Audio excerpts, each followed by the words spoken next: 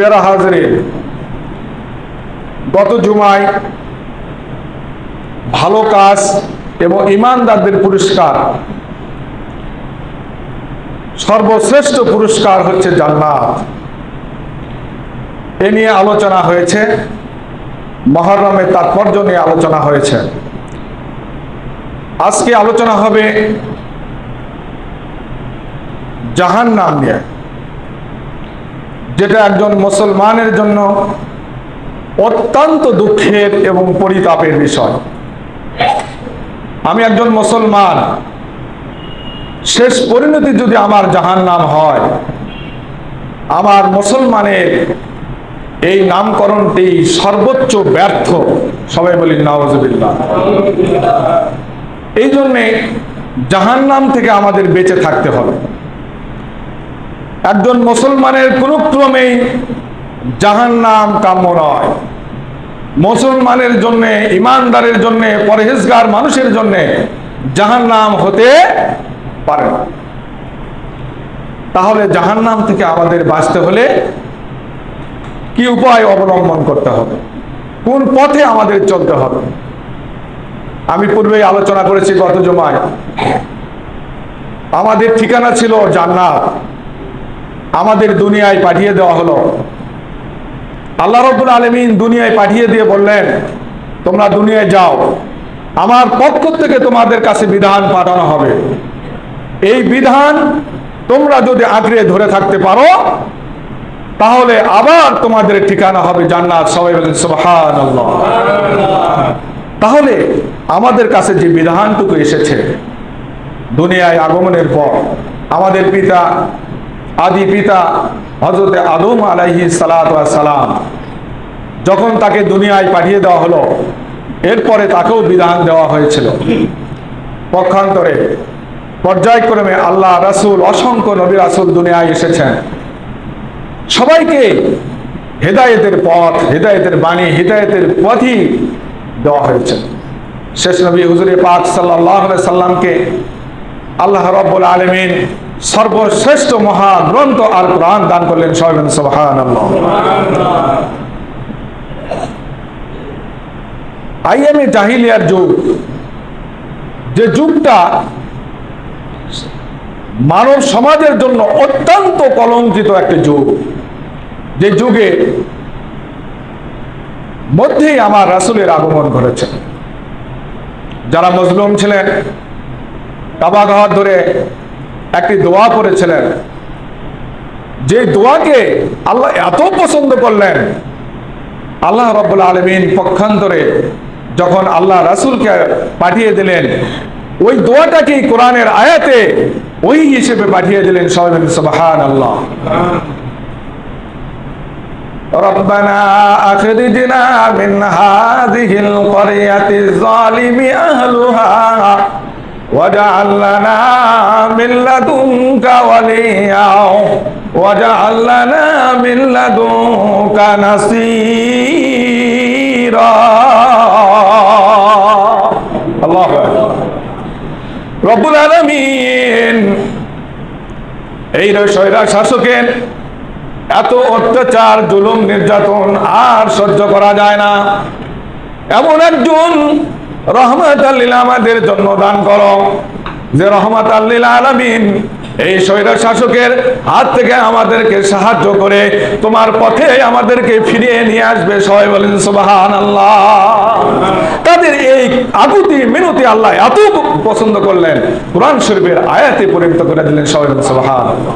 সেই আল্লাহ রাসূল আসার পরে যে বিধানটুকু আল্লাহ দিলেন আমাদেরকে, এই বিধান মতে আমাদের চলতে হবে। যদি আমরা চলতে পারি তাহলে আমাদের জন্য আবার জান্নাত। আর যদি এই বিধান ছেড়ে দিই, কোরআন এবং হাদিসের সব কিছু যদি আমরা ছেড়ে দিই, সূরা বাইনাত 30 পারার ভিতরে এসেছে, ইন্নাল্লাযীনা কাফারু মিন আহলিল কিতাবি ওয়াল মুশরিকিনা ফি নারি জাহান্নামা খালিদিনা ফিহা উলাইকা হুম শাররুল বারিয়া।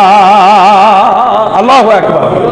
আবার আল্লাহ বলেন, নিশ্চয়ই যারা কাফের, মুশরিক এবং বেদুইন যারা, তারা জাহান্নামে চিরদিন অবস্থান করবে। শুধু চিরদিন অবস্থান করবে তাই নয়, তোমরা শুনে রাখো, সৃষ্টিকুলের ভেতরে সবচেয়ে খারাপ সৃষ্টি হলো তারা। সবাই বলেন সুবহানাল্লাহ। এই জন্যই সুবহানাল্লাহ বললেন। কাফের মুশরিকরা সৃষ্টির ভেতরে নিকৃষ্ট, এই জন্যই সুবহানাল্লাহ বলতে হয়েছে। যারা মুশরিক, যারা কাফের, যারা বেদুইন, যারা কোরআন হাদিস বিমুখী, এরা হলো চিরদিন জাহান্নামের ভিতরে থাকবে।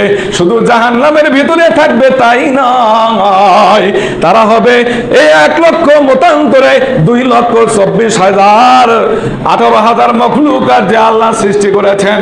2 লক্ষ পয়গম্বর থেকে শুরু করে 18,000 মখলুকাত যে আল্লাহ সৃষ্টি করেছেন, এই সৃষ্টির ভিতরে সর্বনিকৃষ্ট সৃষ্টি হচ্ছে এই মুশরিক, বেদুইন এবং কাফেরেরা। এই কাফেরেরা সবাই নিকৃষ্ট। তার কারণ হচ্ছে এই মহাগ্রন্থ আল কোরআনকে তারা মানে না। বলেন নবী সাল্লাল্লাহু আলাইহি ওয়াসাল্লাম, আহওয়ালু আহলিন নার আযাব আবু তালিব ওয়া হুয়া মুতানাইলুম বিনালাইদ ইবনি মিনহুমা দিমাগুহু ওয়ারাহু তিরমিজি। আমার রাসূল বলেন, হে আমার উম্মতেরা শুনে রাখো, ইয়াউমাল মাহশারে, কিয়ামতের দিন, যেদিন ফয়সালা হয়ে মানুষের জন্য জাহান্নাম হয়ে যাবে, সর্বকনিষ্ঠ এবং সর্ব কম আযাব হবে আমার চাচা আবু তালেবের।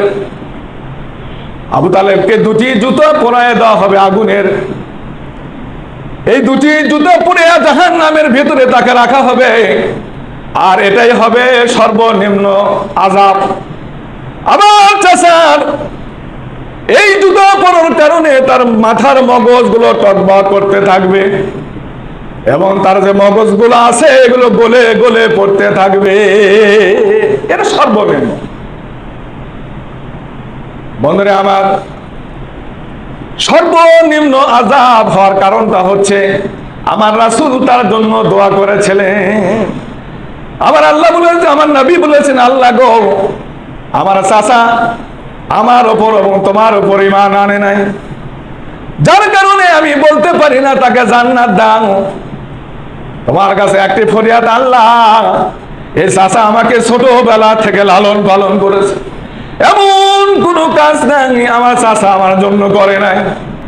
নিজে না খাইয়া আমার জন্য খাবার বরাদ্দ করেছে, আমাকে এত ভালোবাসতো, আল্লাহ, তার জন্য জান্নাত কামনা করতে পারি না। আজকে আমার এই চাচার জন্য সর্বকনিষ্ঠ যে আযাবটুকু তার জন্য বরাদ্দ দাও। আমার আল্লাহ বলেছিলেন, নবী হে, তোমার কারণেই শুধু সর্বনিম্ন আযাব দিলাম, সেটা হচ্ছে তোমার চাচাকে আগুনের জুতা পরাইতে হবে।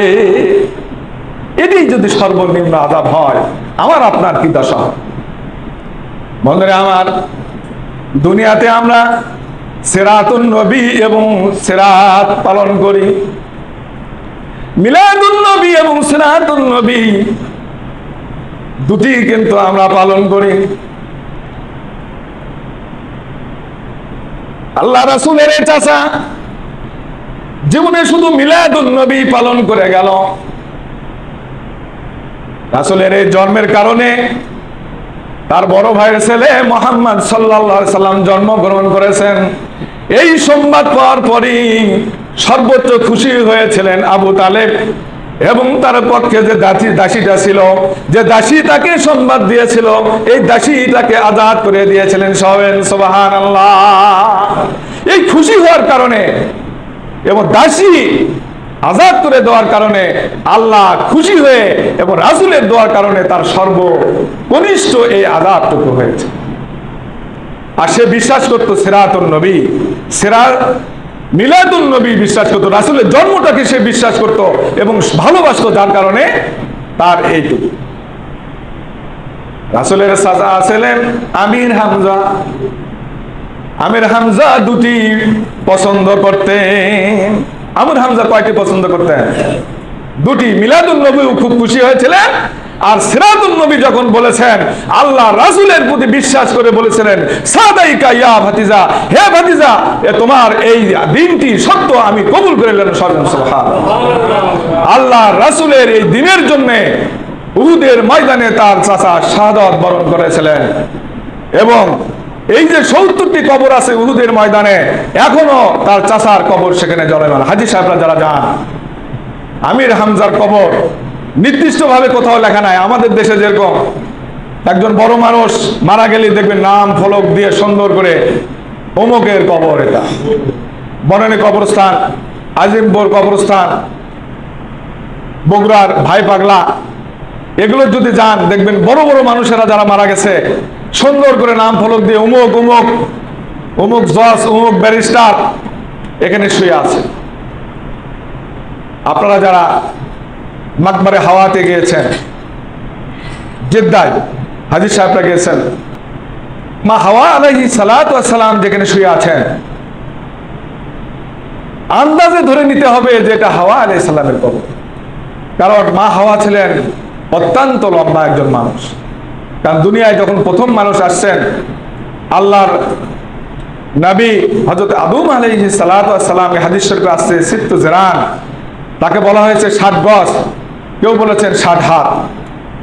60 গজ আর 60 হাতই ধরেন, যেটাই ধরেন না কেন 60 হাত মানুষ কতটুকু হতে পারে?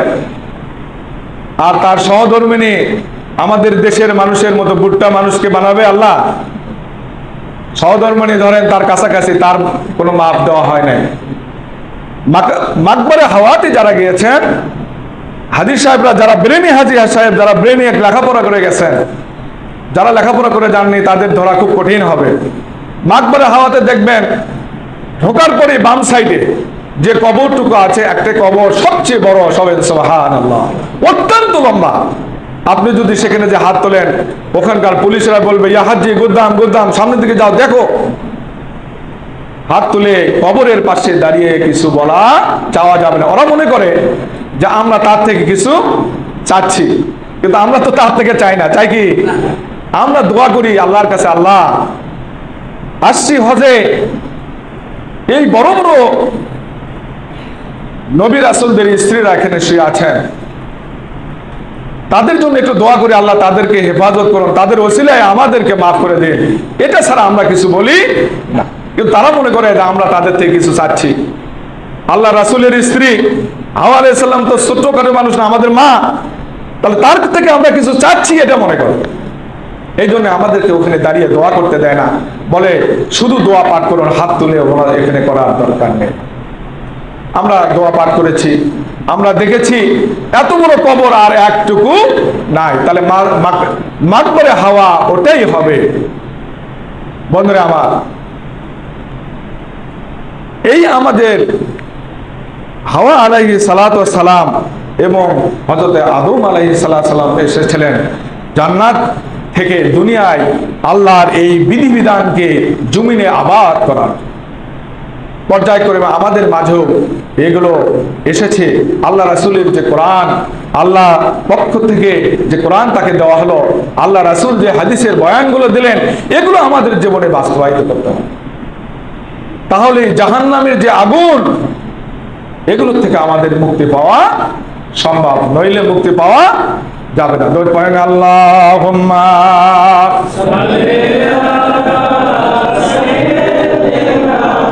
মাওলানা মুহাম্মাদ ওয়া আলা আলি সাইয়্যিদিনা রাসূলিনা মুহাম্মাদ। আল্লাহ রাসূল বলেছেন, সাহাবীরা রে, তোমরা সকাল এবং সন্ধ্যায় জাহান্নামের আগুন থেকে সর্বনিম্ন হলো 7 বার আল্লাহর কাছে পানা চাও। তোমরা যদি জাহান্নামের আগুন থেকে সকাল এবং সন্ধ্যায় ফজরের নামাজের পরে এবং মাগরিবের নামাজের পরে 7 বার যদি আল্লাহর কাছে জাহান্নামের আগুন থেকে মাপ চাও, কিয়ামতের ময়দানে তোমার জন্য জাহান্নামের আগুন হারাম হয়ে যাবে। সুবহানাল্লাহ। বন্ধুরা আমার, আজকে যে কোরআনের আয়াতটুকু আপনাদের সামনে তেলাওয়াত করেছি তার শেষে আছে জাহান্নামের আগুন থেকে মুক্তি পাওয়ার একটি অধ্যায়। রব্বানা আতিনা ফিদ দুনিয়া হাসানাতাও ওয়া ফিল আখিরাতি হাসানাতাও ওয়া কিনা আযাবান নার। আমার আল্লাহ বলেন, হে আমার বান্দারা, তোমরা দোয়া করো আমার কাছে চাও। রব্বানা আতিনা ফিদ দুনিয়া হাসানা, হে প্রভু, যে দুনিয়ায় তুমি বসবাসের ক্ষমতা দিয়েছো, এই দুনিয়াতেও আমাদের জন্য কিছু কল্যাণ দাও। আমরা যেন সুস্থ শরীরে ভালো মনে তোমার ইবাদত বন্দেগী করতে পারি, এই শক্তি তুমি আমাদের দাও। আর ইয়াউমাল মাহশারে, কঠিন হাসরের দিন, যেদিন মানুষের মাথার উপর সূর্য আসবে, আল্লাহ, মানুষের মগজগুলো গলে গলে পড়তে থাকবে, জিহ্বাটা নাভি পর্যন্ত ঝুলে যাবে। ওই দিন তোমার ইবাদতকারী বান্দা হিসেবে আমাদেরকে আকাশের ছায়ার তলে স্থান দিও, ভালো জায়গা দিও, যেন সেই মাসরের ময়দানে ভালোভাবে তোমার হিসাব নিকাশ গুলো আমি দিয়ে আসতে পারি। আর জাহান্নামের আগুন থেকে আমাদেরকে মুক্তি দাও আল্লাহ। এই দোয়াটুকু যারা হজে গেছেন তাওয়াফ করার সময় মাকামে ইব্রাহিম পার হওয়ার সঙ্গে সঙ্গে আর ইয়ামিন কোন পার হওয়ার সঙ্গে সঙ্গে এই দোয়াটুকু, কোরআনের এই দোয়াটুকু পাঠ করতে হয়। যারা হাজী সাহেব গেছেন তারা দেখবেন যে এই ইয়ামিন কোন পার হওয়ার সঙ্গে সঙ্গে রব্বানা আতিনা ফিদ দুনিয়া হাসানাতাও ওয়া ফিল আখিরাতি হাসানাতাও ওয়া কিনা আযাবান নার, এই কোরআনের আয়াতটুকু এবং আল্লাহর কাছে চাই। বন্ধুরা আমার, জাহান্নামের আগুন থেকে বাঁচতে গেলে আমার আল্লাহ রাসূল শিখিয়ে দিয়েছেন সকালে 7 বার এবং মাগরিবের নামাজের পর 7 বার। আপনি যদি জাহান্নামের আগুন থেকে আল্লাহর কাছে মুক্তি চান, আমার রাসূল বলেছেন জাহান্নামের আগুন তোমাকে স্পর্শ করবে না। তাহলে মানে আপনাকে নামাজি হতে হবে। নামাজ না পড়ে ফজরের পরে ঘুম করে চোখ ডলে উঠে যদি বলেন রব্বানা আজরিনা মিনান নার, বলে আল্লাহ কবুল করবে?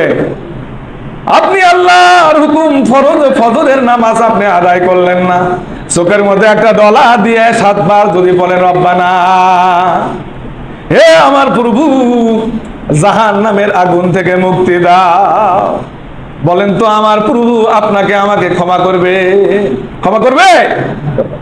তাহলে আপনাকে নামাজি হতে হবে। 5 ওয়াক্ত নামাজি যদি আপনি হতে পারেন, ফজরের পরে এবং মাগরিবের পরে যদি জাহান্নামের আগুন থেকে 7 বার করে দোয়াটুকু পড়তে পারেন, আমার রাসূল বলেছেন জাহান্নামের আগুন আপনার জন্য হারাম করে দেওয়া হবে। বলেন নবী সাল্লাল্লাহু আলাইহি ওয়াসাল্লাম, উকিদা আলান নার আলফা সানা, আমার রাসূল বলেছেন 1000 বছর পর্যন্ত জাহান্নামের আগুনকে পোড়ানো হবে। হাত্তা ইহতামাররা, ওই আগুন তখন লাল বর্ণ হয়ে যাবে। সুম্মা উকিদা আলাইহা আলফা সানা, এরবার আবার 1000 বছর আগুনের আবার পোড়ানো হবে। সুম্মা ইবিয়াদ্দা, আল্লাহ রাসূল বলেছেন 1000 বছর পুরানোর পরে জাহান্নামের আগুন লাল বর্ণ হয়ে যাবে। আবার ওই আগুনকে আবার 1000 বছর পুরানো হবে। 1000 পুরানোর বছর পর ওই আগুনটুকু সাদা বর্ণে পরিণত হবে। সুম্মা উকিদু আলাইহা আলফা সানা হাত্তা আসওয়াদা, আমার রাসূল বলেছেন এরপরে আবার 1000 বছর পোড়ানো হবে। ওই আগুন আবার কি হবে? কালো বর্ণে পরিণত হয়ে যাবে। তাহলে কয় হাজার বছর পুরানো হলো? প্রথম 10,000 বছর 1000 বছর পুরানো হলো, সেটা লাল হয়ে গেল, পরে আবার 1000 বছর সেটা সাদা বর্ণ হয়ে গেল। আপনারা যারা আগুন দেখেছেন দেখবেন আগুন প্রথমে লাল হয়ে যায়, এরপরে কামারের ওখানে যায় দেখবেন ওটা আবার আস্তে আস্তে দেখবেন যে ওই লোহাটা সাদা হয়ে যায়, আবার যখন পিটানি দেয় আবার আগুনে দেয় দেখবেন যে ওটা কালো বর্ণ হয়ে যায়।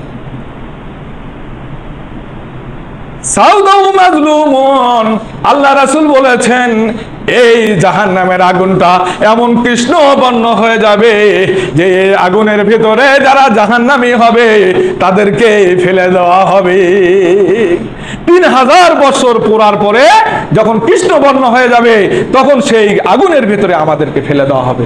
বন্ধুরা আমার, যারা আমরা নামধারী মুসলমান, মুসলমানের লেবাস ধরে আছি, 5 ওয়াক্ত আল্লাহর হুকুম, খেলায় খেলায় খেলায় দুলায় তাস খেলে গ্রাম খেলে অযথা ব্যয় করে টিভির সামনে বসে থেকে সময় ব্যয় করে দিচ্ছি, এই 10 মিনিট 15 মিনিট সময় আল্লাহর দেওয়ার সুযোগ আর আমাদের হয় না।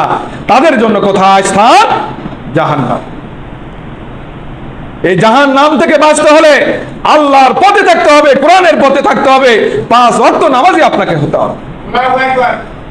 বন্ধুরা আমার, আমরা যদি নামাজি না হই, আল্লাহ রাসূল বলেছেন মান তারাকা সালাতান মুতাআম্মিদান ফাজাযাউ জাহান্নাম।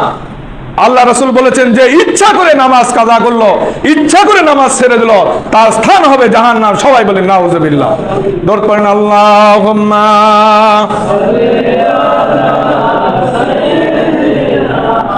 মাওলানা মুহাম্মাদ ওয়া আলা আলি সাইয়্যিদিনা রাসূলিনা মুহাম্মাদ। বন্ধুরা আমার, রাসূলের দুটি চাচার ভেতরে এক্সাম্পল দিচ্ছিলাম।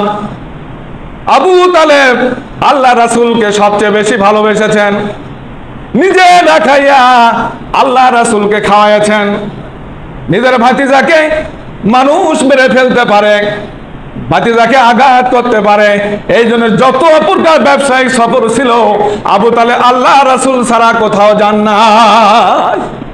ভাতিজারে, তোমারে যদি রেখে যাই মক্কার মানুষেরা ভালো না, তোমাকে মেরে ফেলতে পারে, তুমি আমার এতিম ভাতিজা, আমার নয়নের ভাই আব্দুল্লাহর একমাত্র সন্তান তুমি, তোমাকে যদি রেখে যাই রে ভাতিজা মক্কার মানুষেরা তোমাকে মেরে ফেলবে। ও ভাতিজা, যদিও তোমার কষ্ট হয় চলো আমার সাথে। সিরিয়ায় যখন আবু তালেব ব্যবসা করতেন আমার হাবিবকে সঙ্গে সঙ্গে বারবার নিয়ে গেছেন। আবু তালেব বলেছেন যতবার আমি ব্যবসায় লস খেয়েছি আমার ভাতিজাকে নেওয়ার পর থেকে কোনোদিন আমি ব্যবসায় লস খাই নাই। সুবহানাল্লাহ। আল্লাহ রাসূলের রহমত ছোটবেলায় থেকে মানুষকে দেখিয়ে দিয়েছেন।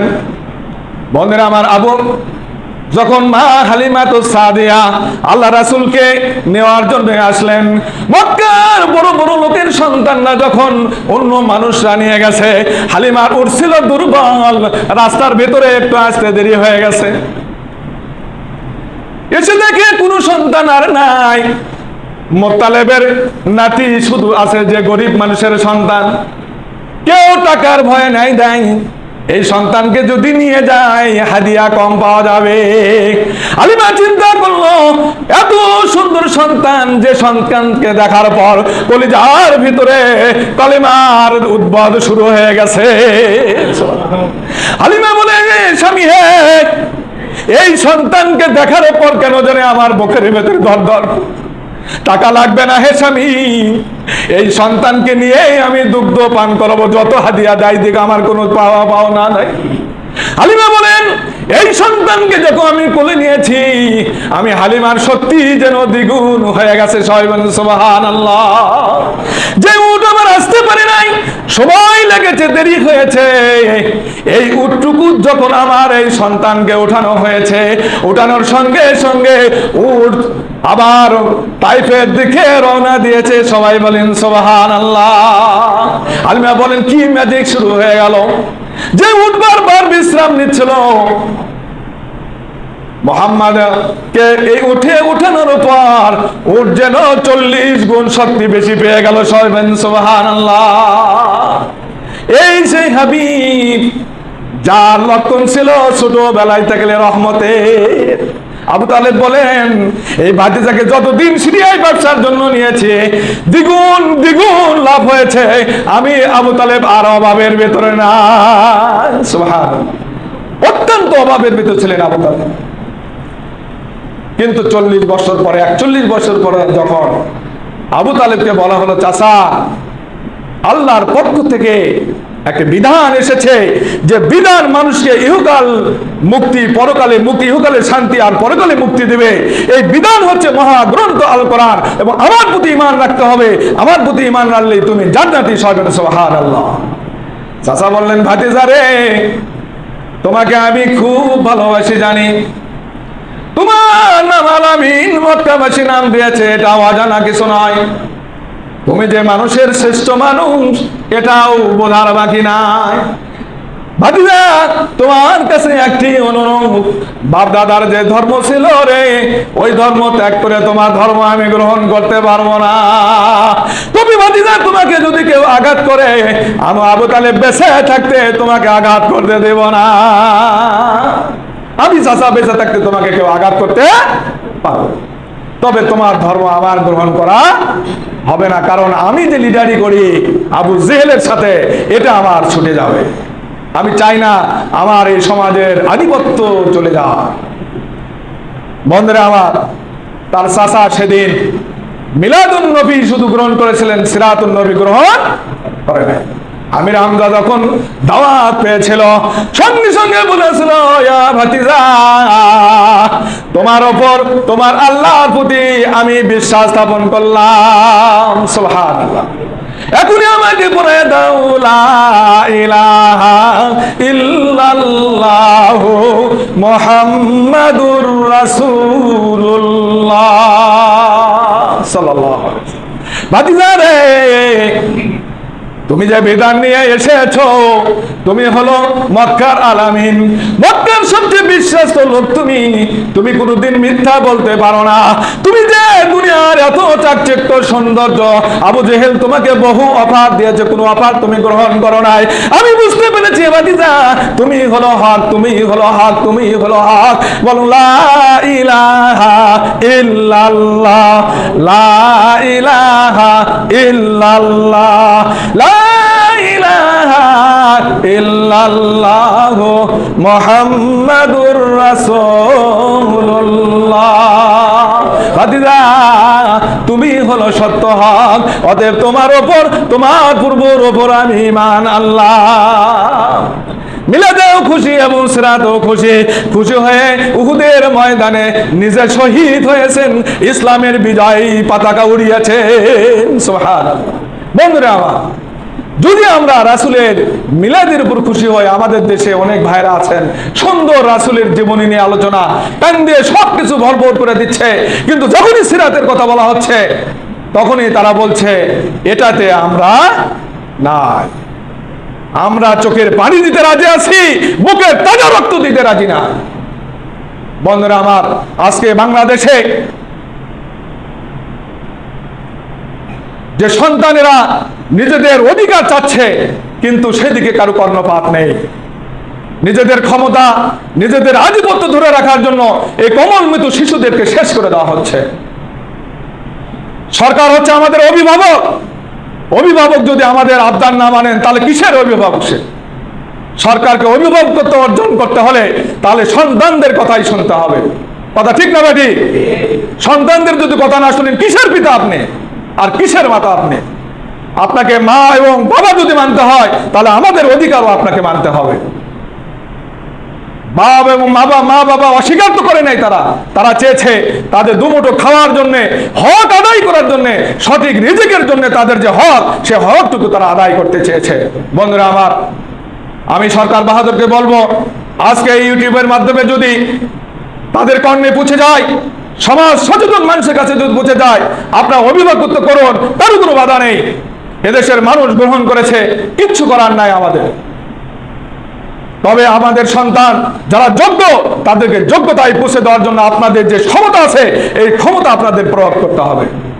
বন্ধুরা আমার, আজকের সমাপনী বক্তব্য এটাই বলতে চাই, আমরা মুসলমান, আমরা আল্লাহর প্রতি ঈমান এনেছি, রাসূলকে অত্যন্ত বিশ্বাস করি, আল্লাহকে দেখি নাই, রাসূলকে দেখি নাই, তারপরেও আমাদের ভেতরে আল্লাহ এবং আল্লাহ রাসূলের যে মহব্বত আমাদের ভেতরে পয়দা হয়েছে, আমরা যদি সেই মহব্বতটুকু সহিভাবে নিজেদের জীবনে বাস্তবায়িত করতে পারি, তাহলে আমাদের অবশ্যই জান্নাত হবে। সবাই বলে আল্লাহুম্মা আমিন। জাহান্নাম আমাদের হবে না। আমরা প্রতিদিন ফজর নামাজ পড়ে আল্লাহর কাছে জাহান্নাম থেকে মুক্তি যাব, ফজর নামাজ পড়ে মাগরিবের নামাজ করে আল্লাহর কাছে জাহান্নাম থেকে মুক্তি যাব। অবশ্যই আল্লাহ আমাদের জাহান্নাম থেকে মুক্তি দেবেন। সবাই বলে আল্লাহুম্মা আমিন। ওয়া আখিরু দাওয়ানা আনিল হামদুলিল্লাহি রাব্বিল আলামিন। আসসালামু আলাইকুম ওয়া রাহমাতুল্লাহি ওয়া বারাকাতুহু। যারা সুন্নাত পড়েননি তারা 4 রাকাত সুন্নাত পড়েন।